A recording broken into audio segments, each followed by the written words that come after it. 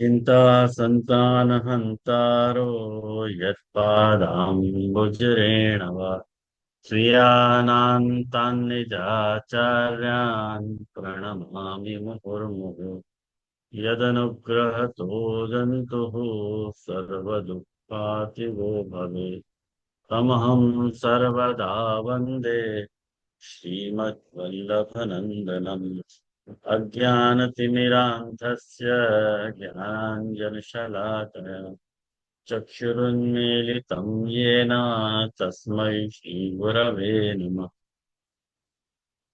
नमामि हृदये शेषे लीलाक्षीराब्धिशायिनम् लक्ष्मीसहस्रलीलाभिः सेव्यमानं कलानिधिम् चतुर्भिश्च चतुर्भिश्च चतुर्भिश्च त्रिभिस्तथा षड्भिर्विराजते योऽसौ पञ्चधा हृदये मम वि- आचार्यवाच प्रणमामि भाष्यनिबन्ध सुबोधिनि स्थायितराष्ट्रयास्त्रा मस्वान्तागत्य कृपाप्लुतास्ता मदीयवाचामृतयन्तलङ्कृतम् विलक्षणोऽयमाचार्यो साकार ब्रह्मस्थापकः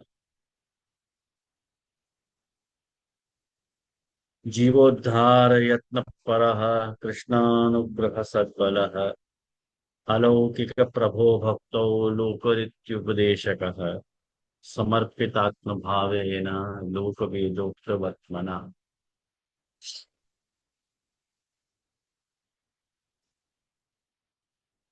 पंचपद्यानी ग्रंथ को तीसरो सेशन।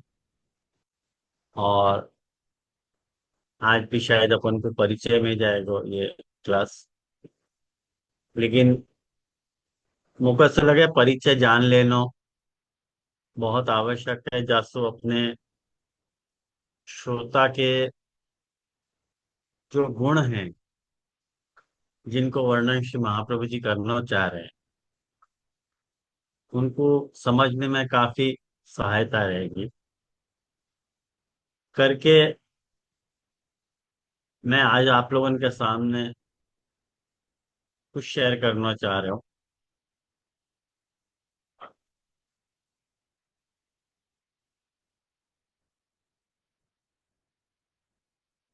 आपको दिख रहे होगा, दिख रहा है।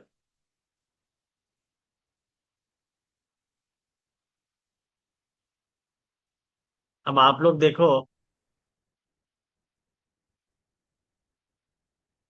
ये जो श्लोक आज मैंने आप लोगों को पीडीएफ में शेयर किया है, वह मैं ये बात मैं कहना चाह रहा हूँ कि महाप्रभु जी ने वहां श्रोता के गुणन के बारे में डिस्कशन किया है सुबोध निधि के तामस प्रमाण प्रकरण के 7वें अध्याय में। मैंने दशम स्कंद को 7वां अध्याय, प्रमाण प्रकरण को तीसरो अध्याय। और वह तीसरे अध्याय के आप लोग खोल के देख लो, भागवत मूल विराज रही है तो आपके पास। यणवतोपैत्य रतिर्वितृष्णा सत्वंच शुध्यते अत्यचिरेण पुंसः। मतलब याको मैंने देखो आपको अनुवाद करके भी दे दिया आप लोगों को, ताकि मतलब जाके सुनवे मात्र सु कथा सु अरुचि विषयन की तृष्णा भाग जाएगा। और पुरुष को जो अंतःकरण है वो अचिरेण मतलब अतिशीघ्र शुद्धति, शुद्ध हो जाए, श्री हरि में भक्ति और उनके भक्त जनन सुसख्य हो जाए, भक्तन को हार के जैसे सख्य मतलब हृदय में धारण करने वाली जो लीला को वर्णन करो, यदि आप मुझको अधिकारी समझ रहे हो तो। देखो ये परीक्षित जी सुखदेव जी से ये बात पूछ रहे हैं कि मुझको आप भगवत लीला के चरित्र सुनाओ, और चरित्र याद रहे सो सुनाओ कि मेरी जो है वो मेरा अंतःकरण शुद्ध हो जाए।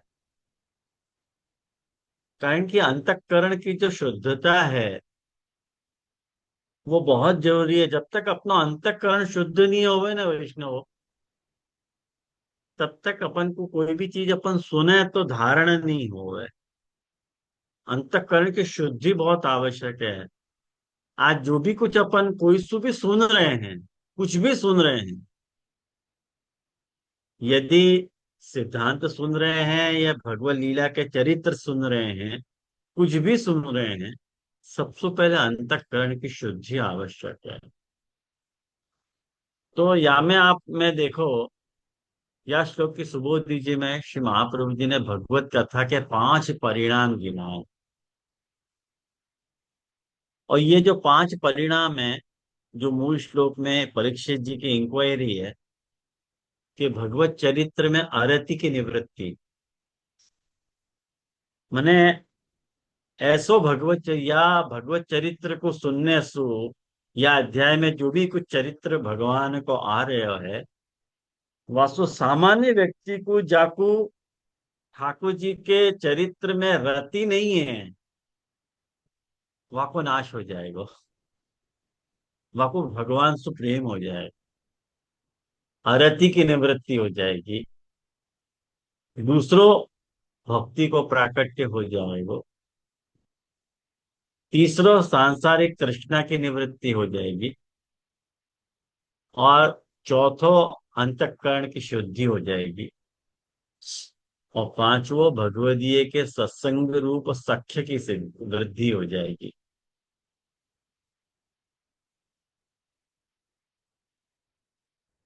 अब यहाँ में अंतःकरण की शुद्धि मूल पदार्थ है, वाको मैं नीचे एक्सप्लेन मैंने किए हुए है, लेकिन वास्तु पहले ये जो मैंने 5, महाप्रभु जी ने जो 5 बातें बताई हैं, वाको थोड़ा सा संक्षेप में, बहुत ज्यादा विस्तार नहीं करूंगा मैं, लेकिन महाप्रभु जी के खुद के शब्दन में यदि मैं बोलूं, तो महाप्रभु जी यूं कह रहे हैं कि यदि तव कृपा, सुबोधनी जी बांच रहे हो अष्टम स्कंद की, अरे अष्टम अध्याय की, यदि तव कृपा, यदि आपकी कृपा है, यथा अधिकारण बोधने मनोहारी भवती, माने आपकी जो कथा है, ये ठाकुर जी की जो भी कथा है, आप उचित समझो तो भगवत चरित्र जा प्रकार को मनोहर हो, वा प्रकार मुको कहो। तो कह कि एवं पंचविधम चरित्रम पृष्ठम, ठाकुर जी के 5 प्रकार के चरित्र सुखदेव जी से परीक्षित जी ने पूछे, तद वक्ष्यति क्रमेण, वो सुखदेव जी परीक्षित जी को क्रमशु समझा रहे हैं। ये महाप्रभु जी बता रहे हैं। वो कह रहे हैं कि तृणावर्त बधादि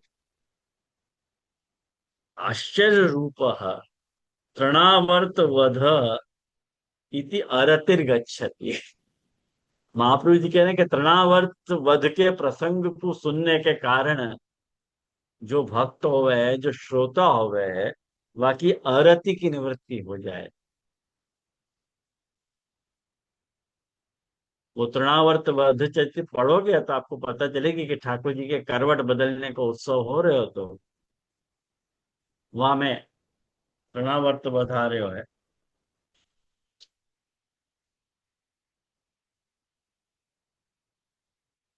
तृणावर्त वध चरित्र आप देखो, अध्याय नंबर 7, शकट भंजन और तृणावर्त उद्धार, ये 7वां अध्याय है। और वह 7वें अध्याय के दूसरो श्लोक है ये जो मैंने आपको कोट किया है, यश क्षणवतो पैत्य रतिर वितृष्णा सप्तम च शुद्धि अचिरेण पुंस, वो वाला। तो महाप्रभु जी ये बता रहे हैं कि तृणावर्त वध इति अरति गच्छति, वासु अरति चली जाए। तो अपन को तृणावर्त वध को चरित्र अवश्य बांटना चाहिए, तो अपनी जो भी ठाकुर जी के चरित्र में अरति है, वो निवृत्त हो जाएगी। यदि कोई भी कोना में कितने भी अंश वाली यदि अरति रही भई होएगी, तो वो निकल जाएगी, रति हो जाएगी। अब महाप्रभु जी की प्रॉमिस है, करनी चाहिए। और तृष्णा च संसारेण गच्छति, जो सांसारिक तृष्णा जो है वो भी चली जाएगी। क्यों? तो महाप्रभु जी कह रहे हैं भगवती सर्वसत्वात्, भगवान जो है वो सर्वसत्व होने, सत्कछु होने से। तो अंतःकरणम देहेन्द्रियादिकम अपि शुद्धति, माने ये जो जुम्भा लीला है, नीचे टीकाकारन ने खुलासे किए हैं, वो मैं आपको लिखा दे रहा हूँ। जो जुम्भा लीला है, जुम्भा मतलब ठाकुर जी ने जो उबासी लियो, वाक्य कारण जो है सांसारिक तृष्णा को नाश हो जाएगा। और वाक्य श्रवण करने से, और माखन चोरी की जो भी लीला आ रही है, वह माखन चोरी की लीला सु तुम्हारा अंतःकरण, तुम्हारी देह और तुम्हारी इंद्रिय, इनकी शुद्धि होगी। अंतःकरणम देहेन्द्रियादिकम अपि शुद्धति भगवतो नाम धौर्त्यादि श्रवणेन। वो धूर्तता को जो चरित्र है ठाकुर जी को, जो धूर्त चरित्राय नमः, महाप्रभु जी ने नाम या को किए है पुरुषोत्तम नाम सहस्त्रम में, धूर्त चरित्राय नमः। तो ये जो धूर्त लीला है ठाकुर जी की, माखन चोरी वाली, वासु तुम्हारो अंतःकरण, देह और इंद्रियन की शुद्धि हो जाएगी। और उल्लूखन बंधने भक्ति ही, ये जो उल्लूखन बंधन जो है वह लीलास्तु भक्ति होगी तुमको। और यमलार्जुन भंगे सक्षम, तो जो यमलार्जुन भंग कियो ठाकुर जी ने, वासु तुमको भक्तन के संग जो है सख्य स्थापित हो जाएगा। ये 5 बातें बताई है ठाकुर जी ने, ये महाप्रभु जी ने 4-5 बातें बताई हैं। अब यहाँ में जो अंतःकरण की शुद्धि है, वाकु मैंने यहाँ पे नीचे एक्सप्लेन किया कि 8वें अध्याय में या के बाद को जो आने वाला 8वां अध्याय है। हाँ, बोलो राखी बहन, क्या बात है? मेरे को दिखे ही नहीं, मैंने ये डाउन करके रखो, स्क्रॉल करते हो। अनम्यूट करो और बोलो। ही हो रहा है जी। हाँ। जी दंडवत प्रणाम जय जय। मुझे ये समझ में नहीं आ रहा है, आप भागवत के इसमें से सुबोधिनी जी में से ले रहे हो ना? अच्छा। हाँ, ये श्लोक आगे का नहीं समझ में आया, वो यत् श्रोणु जो आपने दी ना, वो तो मुझे भागवत के इसमें मिला, लेकिन आगे वाला कुछ समझ में नहीं आया। क्या समझ में नहीं आया आगे वाला?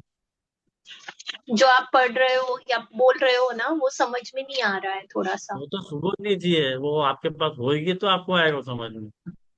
ओके। अभी तो नहीं है। हाँ, तो फिर कैसे आएगा? और, और ये ग्रंथ अपना, ये जो होगा पंचपद्यानी, वो जे जे कौन से इसमें से लिया जाएगा? पुष्टि विधानम में से या? नहीं नहीं, पुष्टि विधानम में सुने। राखी बेन, आप। ये आप ग्रुप पे डालिएगा, मैं बता दूंगा आपको कहाँ पे है सब। No okay problem. ओके। हाँ। हाँ। सॉरी। No no problem. जी जी, मोको एक प्रश्न तो। हाँ बोल। जी जी, ये भगवत गीता के सत्संग रूप सख्य की वृद्धि, ये थोड़ो समझ नहीं आ रहा था कि सख्य रूप, सॉरी, सत्संग रूप सख्य की वृद्धि मतलब क्या हो गया आपको?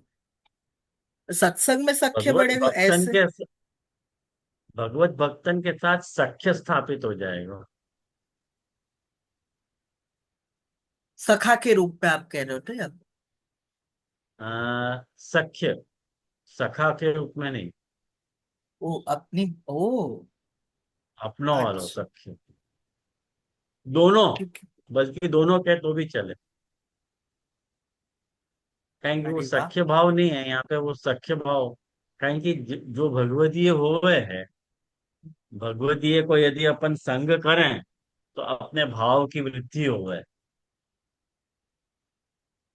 तो उनको जो जा प्रकार को भगवदीय को भाव है, वो भाव अपनों भी हो जाएगा। उनको जैसा प्रभु के लिए भाव है, ऐसा अपनों भी हो जाएगा संग के कारण। संग के कारण, हाँ। संग के कारण उनमें उनमें जो भाव है वो अपने में ट्रांसमिट होएगा। अच्छा। यूं। जैसे नॉर्मल बात है, गीले कपड़ा के संग सूखो रखें तो सूखो गीलो होवे कि नहीं होवे? नहीं, बात सही है जे, मैं वाह हिसाब से विचार रहे थे कि ये कथा के फल में आ रहा है, वो कारण सु मैं जरा, मतलब मैं वही सोच रहा हूँ कि जो जो फॉर एग्जाम्पल जैसे भाव में जो डिफरेंस आवे है कोई भी वैष्णव के साथ, अलग अलग भाव वाले वैष्णव होवे, और कोई कोई जो है वो ठाकुर जी की लीला को भाव जो है वो बहुत सुंदर तरीका से जो महाप्रभु जी को अभिप्रेत है वैसो भावना वो करे हैं। तो यहाँ मैं जो समझ रहा हूँ वो ऐसे है कि ये कथा के फल के अंतर्गत वह श्रोता को जो भाव भगवदियन को होना चाहिए, जो आप अभी बता रहे हो, जो महाप्रभु जी को हम्म। अभिप्रेत है वैसो भाव, वो भाव हम्म। कथा श्रोता को हो जावे, वासु उनकी सख्यता व भगवदियन से जुड़ रही है, मैं वैसे समझ रहा था। अच्छा, अब तो आयो ना क्या? हाँ जी, आपने जो समझा वो एकदम क्लियर है, तो वो कोई टेंशन नहीं। ओके, बस। तो बढ़ू आगे। ये मीना बेन को शायद प्रश्न है। मीना बेन, તમે हाँ, તમારું बोलो। નામ પ્લીઝ ચેન્જ કરી દો, આ બ્લેક આઈપેડ બહુ કન્ફ્યુઝન આવે છે। नहीं, मैं हाँ, हूँ। ब्लैक। आई थिंक मैंने लास्ट टाइम चेंज किया, तो मैं फिर चेंज करूँ, एवरी क्लास में मेरे को चेंज करना पड़ेगा। दंडवत प्रणाम जय श्री। निशा बोल हाँ, रही हूँ। वो आपने वो सख्य भाव समझा है ना, वो मेरे को समझ में नहीं आया। मेरा प्रश्न वो है कि वो जो भगवदीय में सख्य भाव होता है और भगवान में सख्य भाव होता है। भगवदीन में सख्य भाव होएगो तो भगवान में सख्य भाव आएगो ना। यदि अच्छा। भगवदीन में आपको सख्य भाव नहीं है तो भगवान में सख्य भाव आएगो कैसे? सच्चे अच्छा। भगवदी की बात कर रहे हैं अपन, हो। हाँ, हाँ, हाँ, ये आजकल के चालू खाता वाले भगवदीन की बात तो है ही नहीं यहाँ पर। हाँ, हाँ। और मेरे को लास्ट वो अपना सत्र चल रहा था ना, पंचपद यानी का फर्स्ट वाला, उसमें क्वेश्चन है तो मैं बाद में पूछ लूंगी एंड में। अच्छा, ठीक है।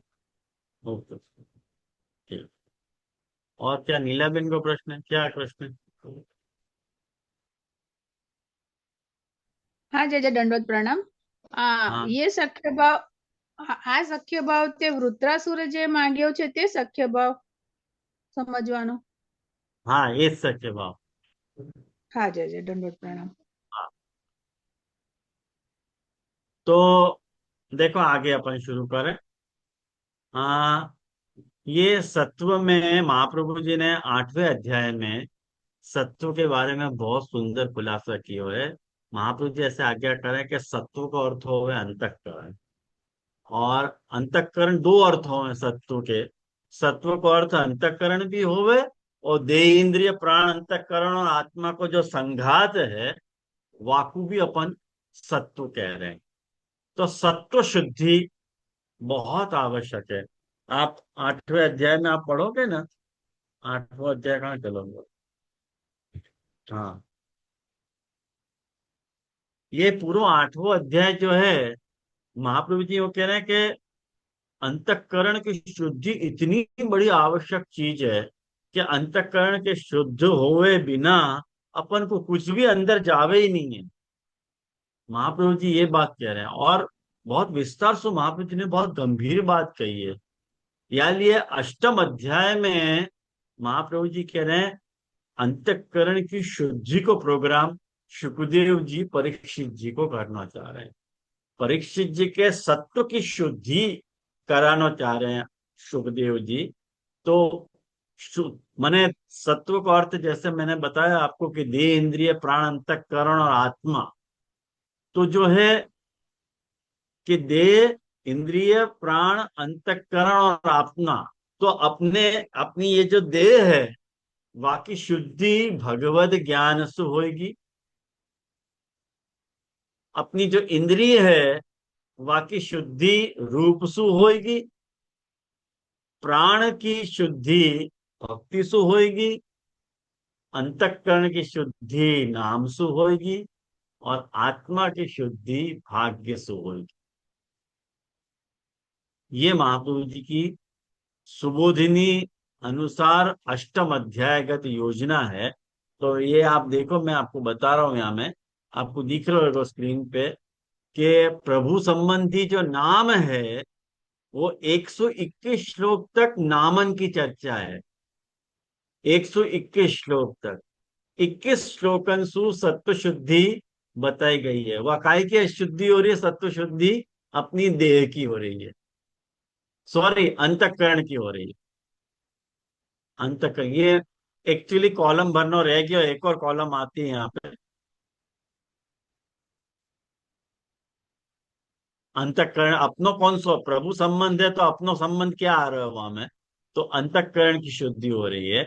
वहां के बाद जो है 10 श्लोकन सु प्रभु के रूप को वर्णन आ रहा है। तो प्रभु को जो रूप है वासु अपने मतलब दर्शन करने सु अपने इंद्रियन की शुद्धि हो रही है। अपनी जो भी इंद्रिय हैं, माने पंचविध ज्ञानेन्द्रिय और पंचविध कर्मेंद्रिय, प्रभु के रूप के दर्शन करने से। और प्रभुगत जो ज्ञान है वह ज्ञान सु अपनी देह की शुद्धि हो रही है। वो 11 श्लोकन सु आ रही है यह अध्याय में। और 3 श्लोक सु जहाँ में भक्ति को निरूपण है, भक्ति सु अपनी जो है वहां में प्राण की शुद्धि आ रही है। और 7 श्लोकन सु भाग्य आ रहे है। वो भाग्य मतलब महापुरुषन की कृपा। वो मैं आगे आप लोगों को ये बताना चाह रहा हूँ। देखो महाप्रभु जी ने खुलासा किया है। सबसे पहले नाम देखो, महाप्रभु जी की योजना के हिसाब से कि ठाकुर जी को नामकरण संस्कार हो रहे हो। अष्टम अध्याय में जो नामकरण संस्कार हो रहा है, तो महाप्रभु जी कह रहे हैं कि नाम में क्यों नामकरण संस्कार कियो, के वाक्य 2 अंग है, एक गुरु और दुस्संग वर्जन। गुरु और दुस्संग वर्जन मतलब गुरु की भी आवश्यकता है और दुस्संग वर्जन की भी माने आवश्यकता है, क्योंकि गुरु के बिना नाम संस्कार नहीं हो सके। और दुस्संग वर्जन मतलब कंस के भय के कारण गौशाला में ठाकुर जी को नामकरण संस्कार भयो, कंस के भय के कारण। तो दुस्संग वर्जन बहुत आवश्यक फैक्टर है। और जो नाम श्रवण करे है प्रभु को, वाके लिए महाप्रभु जी ने एक बहुत सुंदर बात लिखी है कि नाम महात्म ज्ञानाद उच्चारयितु परित्याग। जो ठाकुर जी के नाम को श्रवण करे है काल वाकु छोड़ दे। ऐसे महाप्रभु जी वहां कहते हैं, आपको काल रूप बाधा नहीं हुए, कारण कि ठाकुर जी नारायण है। ऐसे महाप्रभु जी कारण बता रहे हैं। नारायण है मतलब नारायण के 3 स्वरूप महाप्रभु जी बता रहे हैं, अक्षर स्वरूप, पुरुष स्वरूप और अंतर्यामी स्वरूप। ये बहुत सुंदर महाप्रभु जी ने बताया हुआ है। मैंने जो अक्षर स्वरूप कौन सा है, ध्यान से समझो यह बात को, कि जो स्वरूप नरसु उत्पन्न तत्वन में रहे, जो नरसु उत्पन्न जो तत्व हैं उन तत्वन में जो स्वरूप रहे है वाकु अपन अक्षर स्वरूप कह रहे हैं। जो हर जीव के साथ मिले है अपने को, वो नर को ही स्वरूप अक्षर स्वरूप है। अपन केवल अक्षर के 2 स्वरूप, एक क्षर और एक अक्षर, यूं। तो हर जो स्वरूप नरसु उत्पन्न तत्वन में रहे, वो जड़ में भी रहे और जीव में भी रहे, वो अक्षर स्वरूप है। वह नारायण को ही। एक नारायण को पुरुष स्वरूप है जो जल में रहे। क्या आपो नारा इति प्रोक्त, ऐसे श्रुति है ना, वह हिसाब से मतलब जो स्वरूप जल में रहे वह को मतलब क्या कि या स्वरूप सु जो है जीवन को मने करने योग्य जीवन को ठाकुर जी ग्रहण करे हैं। मने जाके कारण जीवन के स्वभावन को परिवर्तन के स्वतुल्य बना लेना। ये वाक्य अंदर वो जो पुरुष स्वरूप है ना, जाको अपन हमेशा ऐसे बोले कि वाके अंदर प्रभु विराज रहे हैं करके, मैंने वो ब्रह्मांश है करके, वो एक स्वरूप नारायण को, जाको अपन पुरुष स्वरूप कह रहे हैं। और एक तीसरो नारायण को स्वरूप अंतर्यामी को है, जो स्वरूप मनुष्य मात्र में रहे है, जीवाधीन होके ठाकुर जी लीला कर रहे हैं। ऐसे नारायण के तीन स्वरूप हैं। तो और वाक्य बाद फिर ये तो मैंने अभी मैं आके पर व्याख्यान नहीं करना चाह रहा हूँ। वैकुंठवासी नारायण, सूर्य नारायण और यज्ञ नारायण, इनके ऊपर अभी चर्चा नहीं कर रहा हूँ। लेकिन मेन बात ये जो महापुरुष जी यहाँ पे बता रहे हैं कि ये जो पांच बात बताई कि नाम रूप ज्ञान भक्ति और भाग्य, वाकु मैंने यहाँ बता दियो है लिख के कि नाम स्मरण से जो है अंतःकरण की शुद्धि हो रही है, भगवान के स्वरूप आदि दर्शन से अपनी इंद्रियां शुद्ध हो रही हैं, और ज्ञान से जो है देहाध्यास को नाश करके वो देह को शुद्ध हो रहे हो है। और चौथो जो है भक्ति जो है, प्राण सुख भक्ति अपने प्राण को शुद्ध करे, मतलब क्या? तो यहाँ पे देखो मैंने समझाया है कि देह प्राण और इंद्रियन सु प्रेम और आसक्ति को हटा के भगवत प्रेम और आसक्ति भगवान में करावे, तो वो अपनी प्राणाध्यास छूटने को प्रकार है। और भाग्य के लिए देखो, ये पुरुषोत्तम जी ने बहुत सुंदर बात बताई है। कृपा सुबोधि जी के ऊपर पुरुषोत्तम जी के वचन है कि पूर्व जन्म में करे भय जो कर्म के मूल हैं, अतः यदि पूर्व जन्म में तुमने सुकर्म किए हैं तो भाग्य जो है शेष नहीं, भाग्य श्रेष्ठ होवे, सु आत्मा शुद्ध होवे, जासु अकु शुभ विचार और शुभ कार्य में रुचि होवे। वैसे पूर्व जन्म के कर्म सु भाग्य बने हैं, परंतु गुरु की कृपा सु फलीभूत हो गए। गुरु की कृपा के बिना ईश्वर की कृपा भी नहीं हो रहा है, ऐसा पुरुषोत्तम जी यहाँ कहना चाह रहे हैं।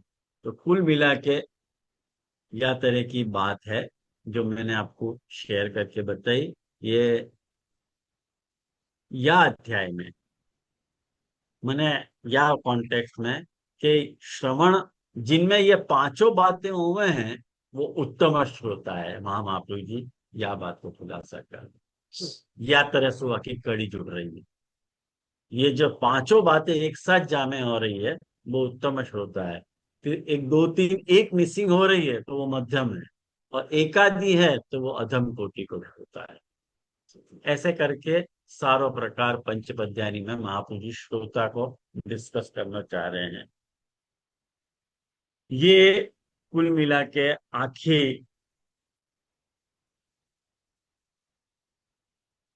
आखी जो है वो पंचपद्यानी की रूपरेखा है।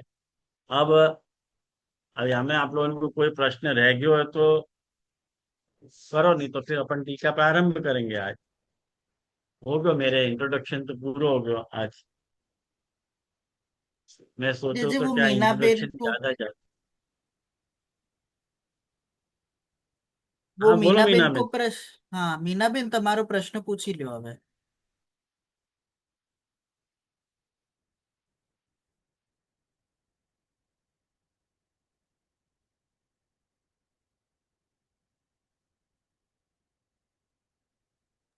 અનમ્યુટ કરો, હવે થઈ જશે। હા या दत्त प्रणाम जयसी। मैंने नेम चेंज कर दिया है मेरा। बहुत धन्यवाद। वो લાસ્ટ ટાઈમે वो પાંચમા વર્ગીકરણ હતું ને, જે શાસ્ત્રાર્થ પ્રકરણની કારિકાનું, એમાં જે મધ્યમ શ્રોતા છે ને, એમાં હું થોડી કન્ફ્યુઝ થઈ ગઈ છું। એટલે એમાં ત્રણ વસ્તુ બતાવી: જિજ્ઞાસુતા, કથારતી અને ત્યાગ। તો મધ્યમ को उत्तम मध्यम उत्तम अधिकारी में, हाँ मध्यम अधिकारी में हाँ મધ્યમ અધિકારીમાં ઉત્તમમાં તો સમજ્યા કે ઉત્તમ ઉત્કટ રતિ છે અને કથાના બંને પક્ષમાં એની જિજ્ઞાસુતા છે। बराबर। પછી મધ્યમ અધિકારીમાં કથા શ્રવણની ઉત્કટ રતિ નથી, हम्म, સામાન્ય રતિ છે। પછી એમાં જિજ્ઞાસુતા કઈ રીતના આવશે? એટલે એમાં મધ્યમમાં હું બંનેમાં બે પ્રકારના જે શ્રોતા બતાવે છે ને એમાં થોડી કન્ફ્યુઝ થઈ ગઈ છું તેજસ્વી. એટલે પ્રેમનો અભાવ છે, હા, પ્રેમનો અભાવ છે, પણ જિજ્ઞાસુતા છે. જિજ્ઞાસા છે. કોઈને જિજ્ઞાસા હોય પણ પ્રેમ ના હોય તો હા, એટલે બધું जानवानी इच्छा હોય પણ भगवत प्रेम ना હોય. હમ, आज मैंने जो आपको बताया, महाप्रभु जी ने ये जो बताया कि जो अरति की निवृत्ति होगी वो प्रेम कोई प्रकार है ना. હા. તો और वो कथा श्रवण में रति है, कथा श्रवण में रति है, लेकिन कथा के उभय पक्ष में सु अर्थ पक्ष पे भार देने वाले जिज्ञासु, ये मध्यम अधिकारी को दूसरा प्रकार मैंने आपको बताया. तो याद है ना आप लोगों को, मैं पिछली क्लास की वो कर रहा हूं मैं. अगर जिनके हाँ, पास पिछली क्लास को चार्ट होएगा उनको ये बात समझ में आएगी कि कथा में तो रुचि है, कथा श्रवण में रुचि है, और शब्द पक्ष में रुचि नहीं है, अर्थ पक्ष में रुचि है, अर्थैक निष्ठ है. आर्थिक अनिष्ट. हाँ, अर्थैक निष्ठ है. अर्थ मतलब प्रमेय, प्रमेय, प्रमेय, और हाँ, शब्द मतलब प्रमाण. प्रमाण. शब्द हाँ, निष्ठता मतलब प्रमाण निष्ठ, अर्थनिष्ठ मतलब प्रमेय निष्ठ. प्रमेय निष्ठ. ना प्रभु के रूप, लीला और गुण में उसकी निष्ठा है. हाँ, प्रभु को स्वरूप, प्रभु को गुण, प्रभु की लीला हवा में ज्यादा है. हाँ, भाई प्रमाण क्या कह रहे हो, बाकी इतनी बॉदर नहीं कर रहे हैं वो, या या तरह की. और जो कनिष्ठ वालो पक्ष है तो वो तो न उत्कट रहती है, न अर्थनिष्ठा है. हम्म. और मैंने बराबर बोला ना कि वो शास्त्रार्थ प्रकरण में जिज्ञासुता, सामान्य रति एंड त्याग तीनों बताए हैं. अब इनको कॉम्बिनेशन करके ऐसे उदाहरण ढूंढो, हाँ, आपको अप्लाई करके देखोगे तब ये बात समझ में आएगी. नहीं तो ऐसे खाली शब्द सु समझ लोगे ना तो कंफ्यूज हो जाओगे. जैसे कि इनके प्रैक्टिकल एग्जाम्पल आप ढूंढोगे ना तो आपको पंचपद्यानी आत्मसात होएगी. आप कोई ऐसे आप आपके निरंतर आपके अनुभव में आने वाले जितने भी लोग हैं उनमें ये सब बात अपने को चेक करती रहनी पड़ेगी. जैसे कोई ये आपको शब्दिक निष्ठ मिलेगा, कोई अर्थिक निष्ठ मिलेगा, और जो है वो जाको कथा श्रवण में उत्कट रति होगी या अनुत्कट रति होगी या सामान्य रति होगी, ये सब श्रोता के विभिन्न प्रकार है. बहुत सारे प्रकार के श्रोता आपको मिल जाएंगे. तो उनमें से आपको डिसाइड करना है कि क्या करना है. जाको उभय में रुचि है वो तो वेल एंड गुड है. जिनके पास खुद सेवा के लिए समय नहीं है और कथा के लिए भी समय नहीं है तो वो लोग वह तरह सुबह को प्रमोट करेंगे कि नहीं कुछ भी नहीं, हम तो यही हो सके, फूल नहीं तो फूल नहीं पाखड़ी, या न्याय पे भार देने वाले लोग होंगे.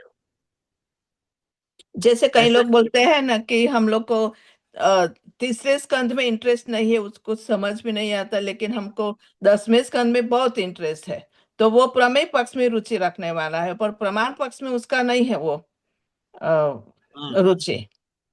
ऐसे ढूंढना और नहीं. नहीं, वो आपको लग रहा है कि प्रमेय में आपको रुचि है, लेकिन वो भी सामान्य रुचि है, वो कोई अर्थिक निष्ठ नहीं है. कहीं कि दशम स्कंद में भी वो पूरा जानने की इच्छा नहीं रहे वह. दशम स्कंद भी खाली रासलीला जानने की इच्छा रहे, ठाकुर जी ने रास में क्या किया ये बताओ. अरे यार बेवकूफ, तो को रास में जानना के लिए क्यों इतनी लालायित हो रहे है. ख्याल आया ना. तो यासो अपन डिसाइड नहीं कर सके कि भाई भागवत के दशम स्कंद को जानने की रुचि है तो वो अर्थिक निष्ठ है. ये आपको जानने को निशा बिन मापदंड नहीं है. जानने को मापदंड क्या होना चाहिए कि शब्द पक्ष में भी रुचि और अर्थ पक्ष में भी रुचि और कथा में उत्कट वृत्ति. अब यहाँ के बहुत सारे वेराइटीज आपको मिल जाएंगे, जैसे दिनकर दास की मैंने आपको बताई थी पिछली बार कि वो कथा में उत्कट रहती है, लेकिन अर्थ एक निष्ठ नहीं है वो। तो हम लोग वो अली खान पठान और उसकी वो बेटी है ना, उसको क्या बोलते हैं, उस उन लोगों को कथा में रुचि थी, इसलिए तो कथा का शब्द शब्द उन लोगों को स्मरण में आ रहा था। तो आ, देख, कथा में उत्कट रति है, लेकिन एक बात समझे यासु, वो कोई अधिकारी बी ग्रेड के हो गए ऐसे नहीं कह रहे हैं, क्योंकि उसकी कथा में भी बहुत ही कैलेबर वाली जो है रुचि है थी। इतनी आसक्ति, भयंकर आसक्ति कि कच्ची अंगाकारी को जो है सेक के खा लेते, मैंने खा के आ जाते, या तरह की रीति, और वाके लिए या हद की तैयारी कि उनको जो भी गहना कपड़ा दें वो बेच के कथा सुन ले आप। तो महाप्रभु जी कह रहे हैं, यदि ऐसी कथा की उत्कट रुचि है तो वह को उद्धार तुरंत हो सकता है ना क्या। तो बहुत सारे आके कॉम्बिनेशन अपन को विचारने पड़ेंगे, है ना। अपन देखेंगे जैसे ग्रंथ प्रारंभ होएगा, अपन वहां में या बात को भी डिस्कस करेंगे, ऐसा नहीं है कि नहीं करेंगे, या को भी विचारेंगे। हाँ बोलू माँ। दंडवत प्रणाम जी दूसरे। जी जी, एक मापदंड याकूब बिठाना तो बहुत डिफिकल्ट हो जाएगा। और जैसे अभी भी एक बात ऐसे आपने बताई कि जो यूजुअली जो निशा बेन कह रहे हैं, वैसो यूजुअली हुए है कि वैसो ही मापदंड अपन हम लगावे हैं कि जिनको दशम स्कंद में इंटरेस्ट है वो स्वरूप पक्ष वाले हैं, और जिनको या में बाकी सब में है वैसे करके प्रमाण पक्ष वाले। पर जैसे आपने कही वाक्य बात, तो वैसे ही लग रहा है कि याकू चेक करना बहुत डिफिकल्ट हो जाए फिर। जैसे वक्ता में तो अपन, क्योंकि तीसरो है, ये स्वयं को चेक करने की बात है ना, तो इस स्वयं को चेक करने में बहुत डिफिकल्टी आ रही है। बाकी सामने वाले को चेक करने में तुरंत हाँ हाँ ये कुप्या वाले होंगे, ये कुल्ल्या वाले होंगे, ऐसे करके चेक करके रख सके। स्वयं को चेक करने में और टेंशन है और डिफिकल्टी आ रही है। एक बात कहूँ माँ, हाँ जी। बहुत जरूरी बात कह रहा हूँ यार, ध्यान से सुनिए।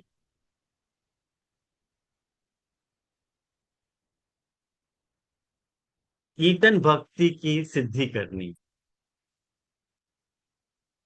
और ये दारो मदार, ये जवाबदारी वक्ता पे हुआ है।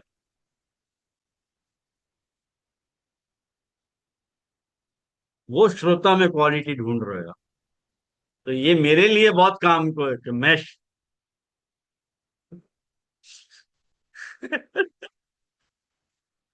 मेरे लिए बहुत काम को है कि मैं चुन लूं कौन सा श्रोता कौन से कैलिबर को है। पहले तुम इतनी चिंता नहीं भी करो ना, तो चले। हाँ, नहीं तुम आपन यदि कोई को पढ़ा रहे फिर हो, अपने रिजल्ट बता देंगे। तुम कोई को पढ़ा रहे हो, तब तुमको ये सब बातें काउंट करनी रहेगी। अभी यहाँ जंक्शन पे तुम लोग या कि इतनी चिंता नहीं करो तो चले, लेकिन पक्ष समझ के रखो खाली तुम। कारण कि मुझको बहुत सारी बातें चेक करनी रहे जब भी मैं, जैसे कोई भी न्यू कमर अपनी क्लास में आ रहे हो है, कोई भी न्यू कमर अपनी क्लास में आ रहा है, वो मुझको वो मुझको कुछ कहवे नहीं है, लेकिन वहां के हाव भाव तो मैं नोट करूँ ना, तो मुझको समझ में आवे कि वक्ता में, ये श्रोता में कितनो कैलिबर है, और वो कहाँ तक टिकेगो। मुझको आज खबर हो कि कब तक कहाँ तक टिकेगो, पहले एकदम से आपको कहूँ नहीं, मैं वेट कर वहां ढंग से। तो ये सब बातें हेल्प करें डिसाइड करने में अपने को, श्रोता को। और वैसे जल भेद तुमको पढ़ा दिया, तो तुम वक्ता को चेक कर लो, मुझको चेक कर लो भाई, क्या कैसे प्रकार का वक्ता हूं मैं, चेक कर लो, तुम्हारे ऊपर है बोल। अब तुम्हारे पास सारे पैरामीटर्स तुम्हारे पास अवेलेबल हैं, उन सारे पैरामीटर्स पे मुझको कस के देख लो भाई, है ना। लेकिन श्रोता जो है, ये पंचपद्यानी जो है, श्रोता की इंक्वायरी है। हाँ नो डाउट, तुमको ये सीख के तो रखना ही चाहिए, कहें कि जब तक अपन कीर्तन भक्ति नहीं करें तब तक श्रवण भक्ति सिद्ध नहीं हो। कीर्तन भक्ति सिद्ध होवे करें तभी श्रवण भक्ति जो सुनी है वो कितना रिमेम्बर है, आपको कितना याद है, वो तभी पता चले। और श्रोता को सामने देख के कीर्तन भक्ति प्रकट होवे, अन्यथा प्रकट हो ही नहीं। टफ गेम है जी, भाई, हमारे जानिए। लिए तो बहुत इजी हो गया क्योंकि हमको तो कुछ चेक करना नहीं, हमने तो चुन लिए आपको गुरु तरीके। अब आपके ऊपर है हम श्रोता को चेक करने को। हम सब तो एकदम रेडी है, हमको कोई टेंशन नहीं तो है। ये वो तो मैं चेक करते ही रहूं, वो तो मैं हर श्रोता को चेक करते रहूं, ऐसा नहीं है। हर श्रोता के हाव भाव चेक करूं।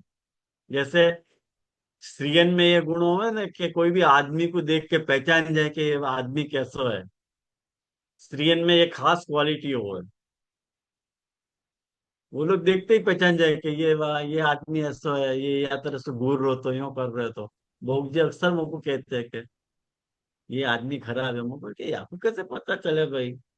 और सच्ची ऐसे निकल तो, लेकिन स्त्रियन में ये क्वालिटी हो वह है। ऐसे वक्ता और श्रोता के केस में वक्ता अनुभवी वक्ता हो है, जब बहुत सारा कुछ को अनुभव हो जाए तब हमें ये क्वालिटी ठाकुर जी की कृपा से डेवलप हो गए कि वो श्रोता को देख के जज कर पावे कि श्रोता कितनो अंदर तक घुसो गए। ये खाली वितंडा कर रहे हो है कि भाव पक्ष से पूछ रहे हो है कि अर्थ पक्ष से पूछ रहे हो, यूं। खैर अपन, हाँ बोलो नीला में। એટલે જે જે દંડવત પ્રણામ, કીર્તન ભક્તિ અને શ્રવણ ભક્તિ એકબીજાના પૂરક થયા, ઇસેન્શિયલ.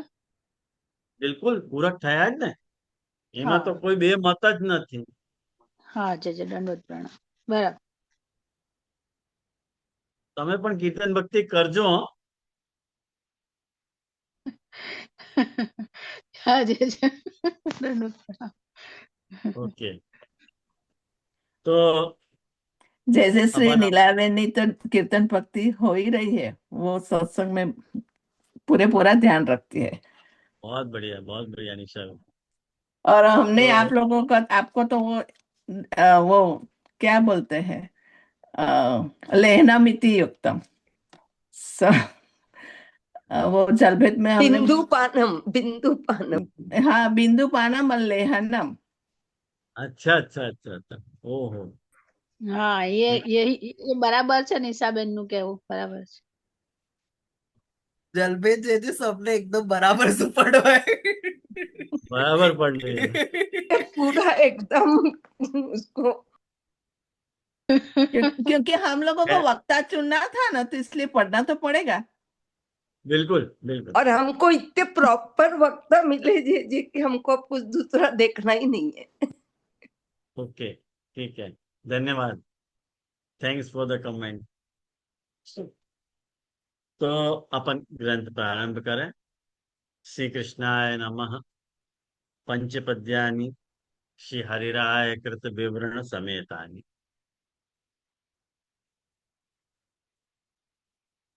अब देखो हरिराय जी क्या आज्ञा कर रहे हैं कि एवं जल भेदो पूर्व श्लोक ही विंशतिधा भिन्ना भक्ता तद्भावाश्च जलदृष्टान्तेन निरूपित। क्या कह रहे हैं, या तेरेस्तु जलभेद में पूर्व श्लोक ही, पूर्व श्लोक ही है मतलब पूर्व के जितने भी श्लोक आते जलभेद के 20 श्लोक जो होते उन श्लोकंसु विंशतिधा भिन्ना भक्ता, 20 प्रकार के जो भिन्न भक्त हैं, तद भावाश्च और उनके जो भाव हैं वो निरूपिता, वो निरूपित करे गए।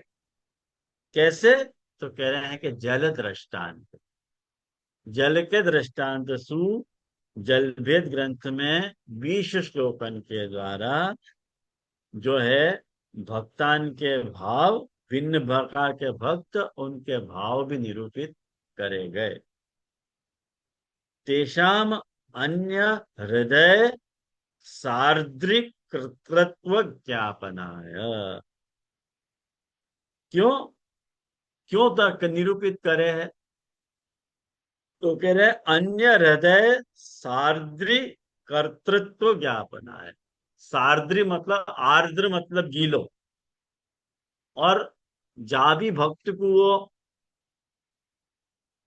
श्रवण भक्ति, जो भी भक्त श्रवण कर रहे हो है, वह श्रवण करने वालों जो भक्त है, वाको हृदय जो है वो भीनो हो जाए भगवद गुण और लीला के कारण। ये परख सको तो कि अपनो अपनो हृदय वह तरह से होएगो कि नहीं होएगो। तेषाम च पुनः भक्तानाम अष्टादश विद्या प्रतिपादित भगवद गुणानाम अष्टादश विधत्वेन तन्मार तन्मात्र परतया केवल मर्यादा मार्गियाणाम अष्टादश विधत्वात् पुष्टि मार्गियाणाम मिश्र शुद्ध भेदेन द्विविधत्वात् सगुण निर्गुण भेदेन दश विधानाम मर्यादा पुष्टि भेदेन द्विविधत्वाद वा विंशति विधत्वम। हरिराय जी यो कह रहे हैं कि 20 प्रकार के जो वक्ता निरूपित करे गए, वो 20 प्रकार की संख्या आई कैसे? तो हरिराय जी यो कह रहे हैं कि जो है 18 प्रकार की विद्या बताई गई है, और उन अष्टादश विद्यान में प्रतिपादित भगवत गुणा नाम, जो गुणन को प्रतिपादन, भगवत गुणन को जो प्रतिपादन उन अष्टादश विद्यान में भयो है, वो एक 18 प्रकार की ठाकुर जी के भगवत गुण हैं। और उन गुण मात्र में स्थिति करने वाले जो मर्यादा मार्गीय भक्त हैं, वो 18 प्रकार के हैं। और जो पुष्टि मार्गीय हैं, वो मिश्र और शुद्ध के भेदसु 2 प्रकार के हैं। या लिए सगुण और निर्गुण भेदसु दश विधानाम मर्यादा पुष्टि भेदेन द्विविधत्वाद्वा विंशतिधा विधत्वम। तो सगुण के भी 18, सगुण और निर्गुण के भेदसु 18 + 20 हो रहे हैं, या तरसु संख्या ले लो। अब यहां में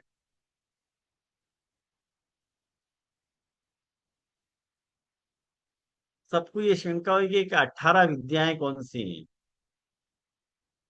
जिनको निरूपण हरिराय जी करना चाह रहे हैं।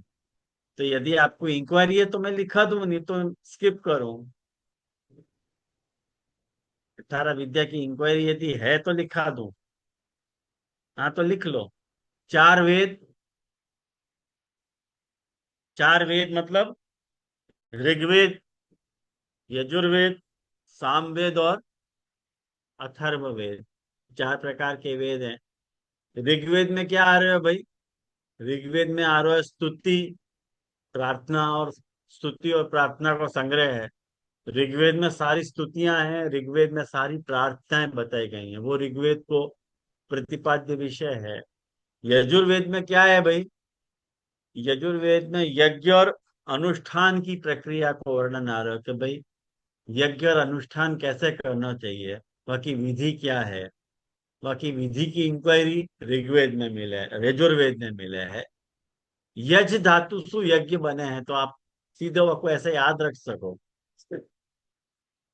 कि यजुर्वेद में यज्ञ और अनुष्ठान की प्रक्रिया का वर्णन आ रहा है। सामवेद में क्या है? सामवेद जो है वो गेय मंत्र है, मतलब हमें गाने लायक मंत्र है, उनको गाया जा सके उन मंत्रन को। और सारो संगीत जो है वो सामवेद सुप्रकट भयो है, या लिए सामवेद में वह प्रकार का वर्णन है। और चौथो जो है वो अथर्ववेद है। तो अथर्ववेद में ज्ञान विज्ञान जो है, लौकिक विषय संबंधित जो भी ज्ञान विज्ञान है, वो अथर्ववेद में आ रहा है। ये कुल मिला के ये 4 विद्या, मतलब वेद में बताई गई 4 विद्या ऐसी है। वाक्य बाद छह वेदांग हैं। कौन से छह वेदांग हैं? तो शिक्षा, कल्प, व्याकरण, निरुक्त, छंद और ज्योतिष। ये छह विद्या बताई गई तो 10 हो गए। मतलब शिक्षा क्या है, एक बात समझो। शिक्षा में ध्यान विज्ञान है, और उच्चारण कैसे करना वो शिक्षा में बताया गया है कि भाई कोई भी मंत्र तुम्हारे सामने आयो है तो वह को उच्चारण कैसे करोगे। वाकु अपन वो शिक्षा को प्रतिपाद्य विषय है। सो ध्यान विज्ञान, कोई ध्यान कैसे करो, ध्यान की भी प्रोसीजर होगा ना, कि भाई ऐसे थोड़ी ध्यान किया जाए, बाकी भी प्रोसीजर बताई गई है। वाक्य बाद जो है, वाक्य बाद आयो कल्प। छठो कल्प। कल्प में क्या है? वैदिक कर्म कांड को निरूपण है और अनुष्ठान की विधि बताई गई है। ख्याल में आया? माने यजुर्वेद में अनुष्ठान के बारे में बताया गया है, और कल्प में वो अनुष्ठान कैसे करनो वह की विधि को निरूपण आ रहे है, जाको अपन कल्प कह रहे हैं। और अनुष्ठान की विधि वैदिक कर्म कांड को निरूपण है। व्याकरण क्या है?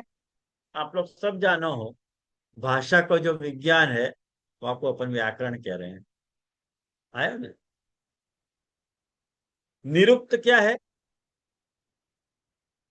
आठवां निरुक्त। निरुक्त जो है वो इटमोलॉजी है, जाको अंग्रेजी में अपन इटमोलॉजी क्या है। इटमोलॉजी का अर्थ क्या हुआ कि शब्दन की व्युत्पत्ति। कोई भी शब्द व्युत्पन्न कैसे भयो, वो ओरिजिन कैसे भयो, कैसे वो शब्द प्रकट भयो, बाकी सारी मीमांसा जो है निरुक्त शास्त्र में है। वाक्य बाद नवमो जो है वो छंद।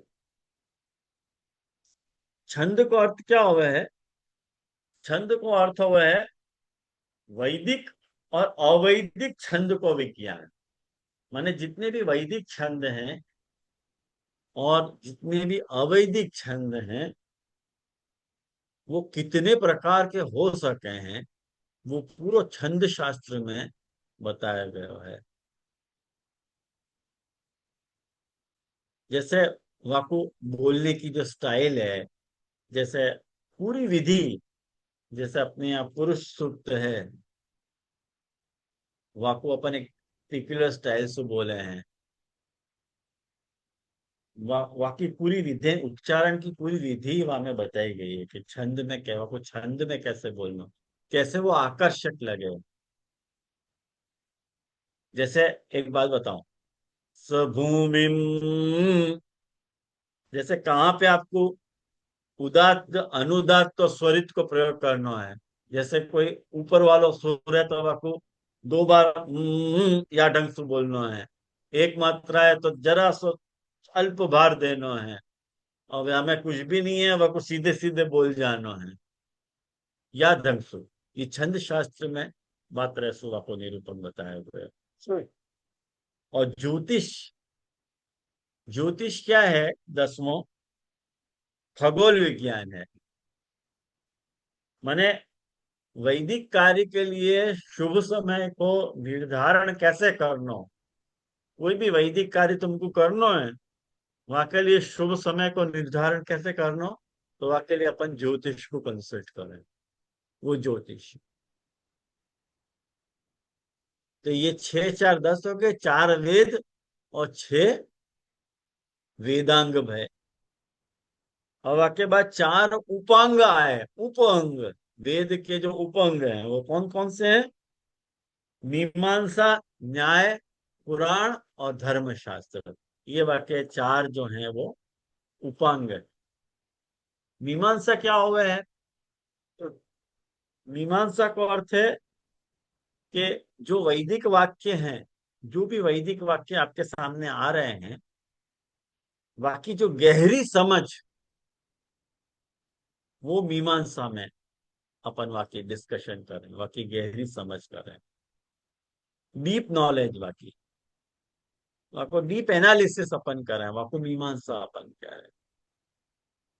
न्याय, 12वां न्याय मतलब जो भी तर्क शास्त्र है और जो भी ज्ञान के जो भी साधन हैं, वाको अपन विस्तार से अध्ययन जो है वो न्याय में कर रहे हैं।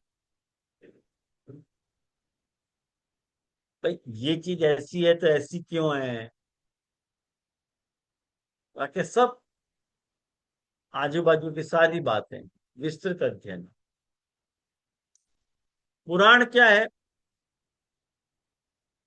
कि जो भी अपना इतिहास है, जो भी नैतिक शिक्षा है, जो नीति वाली शिक्षा है कि हर मनुष्य को अपने जीवन में वह नीतियां इनको अनुसरण करना चाहिए, तो अपने जो भी इतिहास है और जो भी नीति है, बाकी शिक्षा को कहानियन के माध्यम से प्रस्तुत करना, ये पुराण को प्रतिपाद्य विषय है। पुराण यही काम कर है कि वह को कहानी के माध्यम से बता, वह को मोनोटोनस बोरिंग नहीं बता है, वो कहानी के हिसाब से या तरह से बतावे कि अपने को वो इंटरेस्टिंग लगे।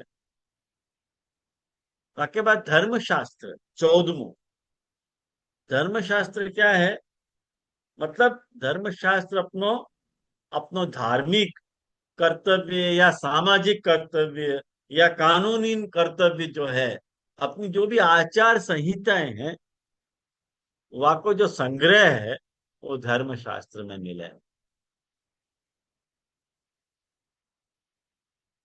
माने जो भी अपने धार्मिक कर्तव्य हैं, जो भी अपने सामाजिक कर्तव्य हैं, जो भी अपने कानूनी कर्तव्य हैं, जो भी आचार संहिताएं हैं, उन सारी की डिटेल अपने को धर्मशास्त्र में मिल जाएगा, या को अपन वो कह रहे हैं। तो ये भय 4 उपांग, कितने हो गए? 14। बस 4 बच्चे। 4 उपवेद ले लो। कौन से 4 उपवेद? पहलो 15वां आयुर्वेद, माने ये जीवन को जो विज्ञान है, चिकित्सा शास्त्र है, वो आयुर्वेद है। 16वां धनुर्वेद, माने शस्त्र और युद्ध कला को जो विज्ञान है, वाको अपन धनुर्वेद कह रहे हैं। जो भी शस्त्र कला है या युद्ध कला है, वाको अपन धनुर्वेद कह रहे हैं। और जो गांधर्व वेद है, गांधर्व वेद मतलब जो भी ललित कलाएं हैं, जिनको अपन ललित कला कह रहे हैं, जैसे संगीत है, नृत्य है, नाटक है, ये सब गांधर्व वेद में सुआयव है अपने यहाँ। और 18वां जो है वो अर्थशास्त्र है। अर्थशास्त्र कौन सा है कि जहां में धन, शासन, सैन्य, रणनीति सुसंबंधित जो ग्रंथ है, वाको अपन अर्थशास्त्र कह रहे हैं कि राज शासन कैसे करना, माने धन को कंट्रोल कैसे करना, अपने पास जो भी निधि है वह को कंट्रोल कैसे करना, और जो भी सैन्य अपनी रणनीति है वह को कैसे डिसाइड करना। ये अष्टादश विद्याएं हैं अपने यहाँ, ये जो, और उन अष्टादश विद्यान में भगवान के गुणन को प्रतिपादन भया कि ठाकुर जी ने कितनी विविधताएं इन अष्टादश विद्यान में प्रकट करी है। तो एक काउंटिंग की स्टाइल हरिराय जी बता रहे हैं कि वो 18 प्रकार की विद्याएं हैं, और शुद्ध और विशुद्ध भेद पुष्टि की बात ले लो तो 18 और 2 20 हो गए, तो भावान विंशति था भिन्ना हो गए। वह तरह से भी 20 काउंट हो सके। यदि ऐसा तुमको काउंट नहीं करना है तो 10 सगुण के और 10 निर्गुण भेद ऐसे भी कर लो। ख्याल में आयो ना?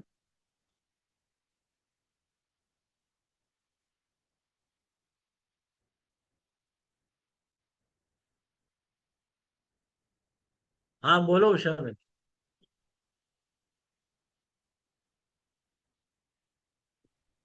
જે એ જે પુષ્ટિ પુષ્ટિ માર્ગીય वो वर्गीकरण करे ना हरिराज जी, तो वो पुष्टि भक्ति हाँ मार्गीय नहीं लेनो ने, पुष्टि मार्गी ही लेनो ने, मतलब अपनो नहीं हो सके ने।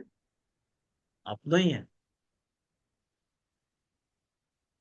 तो ऐसे नारद जी ऐसे थोड़ी अपन पुष्टि भक्ति मार्गीय में काउंट करें। मतलब महाप्रभु जी को जो अपन अपना संप्रदाय जो फॉलो कर रहे हैं वहां में वो कैसे वो आ तो सके? वो में 18 में आ गए ना वो।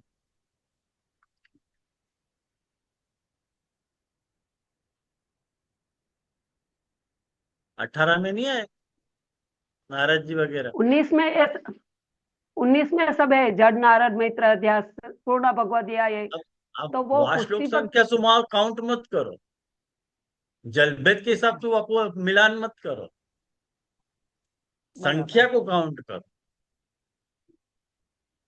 वहां को जो बराबर। 19 नंबर है यहाँ को भी 19 नंबर वही है, ऐसे काउंट करोगे तो मिलेगा नहीं। नहीं मतलब मैं क्या बोल रही हूँ, जो पुष्टि भक्ति मार्ग ये अपने महाप्रभु जी के संप्रदाय में जो अपन वक्ता चूज करे तो वह हिसाब से वो ए है नारद जी और ए के ऐसे ही सेम है, ऐसे कुछ समझ में नहीं आ रहा है। मैं आपको एक्चुअली प्रश्न समझ नहीं पा रहा हूँ, क्या पूछना चाह रहे हो आप? आपका प्रश्न मुझको क्लियर अच्छा नहीं है। नारद जी को अपने को सुनना क्या नहीं सुनना, मैं ऐसा दोनों पहले जा सके। पूछूं। हाँ, दोनों जा हाँ सके। नहीं मतलब ये जो अपन महाप्रभु जी को संप्रदाय है वहां में हिसाब हाँ, से ये सब लेने, नारद जी सब लेने के नहीं लेने, पुष्टि भक्ति मार्गी संप्रदाय के हिसाब से वक्ता ये सब आवे के पुष्टि मार्गी और वक्ता ऐसे लेनो। हाँ बोलो माँ। जी शायद वो कंफ्यूज हो रहे हैं। हम्म। मैं ये समझू कि उषा बेन को प्रश्न कुछ ऐसो है कि ये जो 20 हरिराय जी ने 20 अंक को लियो है वाको उदाहरण लेके उन्होंने दो प्रकार के ये लिए है, क्या कहवे, दो प्रकार के जो पुष्टि मार्ग उन्होंने कहे शुद्ध और मिश्र। तो वह शुद्ध और मिश्र के हिसाब से उन्होंने यूं कर दियो कि जो दो पूर्णा भगवदिया लियो है दो प्रकार में, वो पूर्णा भगवदिया में जो है वो पुष्टि मार्गीय वक्ता आ रहे हैं, वैसे हरिराय जी को लेनो चाहिए कि नहीं। जब आप आज्ञा कर रहे हो कि वो नंबर सु नंबर मत मिलाओ, तो उनको कहवे को अर्थ ये है कि ये जो कैटेगरी हरिराय जी बता रहे हैं वहां में शुद्ध और मिश्र पुष्टि मार्गीय लियो है। हावेवर जलभेद में पुष्टि मार्ग को संबंध नहीं लियो गयो है, सिर्फ और सिर्फ वक्तान के गुणन को संबंध ले लियो है। वहां पे अपन ने पुष्टि मार्ग और मिश्र पुष्टि मार्ग नहीं, शुद्ध पुष्टि मिश्र पुष्टि नहीं लियो है कोई भी 20 प्रकार में। तो वाकु कैसे समझनो, तो वो नारद जी को पकड़ के चल रहे हैं क्योंकि नारद जी जो है वो गिनाए गए हैं एज अ नेम पूर्णा भगवदिया 19वें श्लोक में। क्या वो संकेत जो है वो यहाँ पे हरिराय जी कर रहे हैं, मैं ऐसे समझ रहा हूँ कि उनको प्रश्न ऐसो लग रहा है। बराबर। देख देखो, मैं एक बात को खुलासा कह रहा हूँ, मैं अभी भी क्या आप एक्चुअली पूछना चाह रहे हैं वो मैं अभी भी समझ में नहीं आई मेरे, लेकिन मैं इतना समझे हूँ कि ये जो 20 प्रकार की संख्या मिल रही है वह एडहॉक ठाकुर हरिदेव जी वह वर्गीकरण कर रहे हैं कि भाई अष्टादश विद्या है, तो अष्टादश विद्या मर्यादा मार्गी, दैट्स ऑल। मर्यादा मार्गी अष्टादश विद्या हैं और पुष्टि मार्गी कितने हैं, शुद्ध और मिश्र दो, तो 18 तो 20 हो गए कि नहीं? हाँ जी मैं यूं बस यहाँ समझ रहा ढंग से हूँ। इजीली इजीली आपको समझोगे ना तो आएगी, वहां में इतनो अंदर तक घुस के वहां में प्रकार भेद करोगे तो महान कंफ्यूजन हो जाएगा। इतनी नहीं मीमांसा मत करो। उषा बेन को अगर ऐसे बताना हो तो एक शब्द में ऐसे बता सके कि सिर्फ और सिर्फ ये 20 की संख्या की बात चल रही है, ना कि 20 एग्जैक्टली। भेदन की। संख्या कहाँ से आई, ये मैं इतना समझो कि संख्या कहाँ से आई ना, 20 नंबर ही क्यों, कोई पूछे 20 नंबर क्यों रखे महाप्रभु जी ने, 21 क्यों नहीं रखे।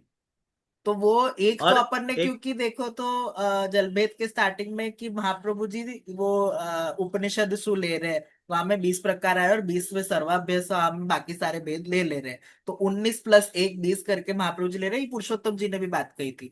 पर हरिराय जी को दृष्टिकोण ऐसो है कि 20 की संख्या शायद ये कारण से मिली हो कि 18 विद्याएं और 2 पुष्टि को भेद, वह कारण सो मैं यूं हाँ, समझ रहा हूँ बस और कुछ। और मैं यूं समझू कि ये जो हरिरे जी यात्रा को जो वर्गीकरण कर रहे हैं ना, ये हरिरे जी यात्रा को जो वर्गीकरण, ये आदत उनको महाप्रभु जी से लगी है। कहें कि हर वक्त जब भी महाप्रभु जी के सामने कुछ आवे श्लोक, तो वह महाप्रभु जी को वर्गीकरण कर दे कि भाई ये इतने श्लोक है, ये इतने श्लोक है, इतने हैं। जैसे चार पुरुषार्थ हैं, तो धर्म अर्थ काम मोक्ष, चतुर्श्लोकी में चतुर्विध पुरुषार्थ, यूं वह ढंग से महाप्रभु जी की एक स्टाइल है। तो ये 20 क्यों भय भाई, 20 को क्या मतलब होएगा? तो कह रहे कि 20 प्रकार को ऐसे कर लो कि अष्टादश विद्या के हिसाब से मर्यादा मार्गीय वक्ता है, और शुद्ध और मिश्र और शुद्ध के भेद सु जो है पुष्टि मार्गीय वक्ता है। तो 20 हो गए। अब वो 20वां वही एग्जैक्टली है, या कि माथाकुट मत करो, या कि इंक्वायरी मत करो, तो अपने आप आपको सारे समाधान मिल जाएंगे। मैं इतना कहना चाह रहा हूँ, आया ना ध्यान में? तो मुझको लगे आज अपन यहाँ रखें, नेक्स्ट टाइम आपको अपन आगे विचारेंगे क्या कहना चाह रहे हैं, और बताऊंगा कि बात नेक्स्ट क्लास में। आई होप आपको बात समझ में आई। और कोई को कोई हाँ जी प्रश्न जी। हो तो भले ग्रुप में शेयर करियो, भले हो आस्ते को पत करें। दृढ़ इन चरणन के रो भरोसो, दृढ़ इन चरणन के, श्री वल्लभ नख चंद्र छटा बिन, सब जग माझे अंधेरो भरोसो, दृढ़ इन चरणन के, साधन और नहीं आकली में, जासो हो अनिबेरो, सूर कहा कहे विविध आंधरो, बिना मोल को छेरो भरोसो, दृढ़ इन चरणन के।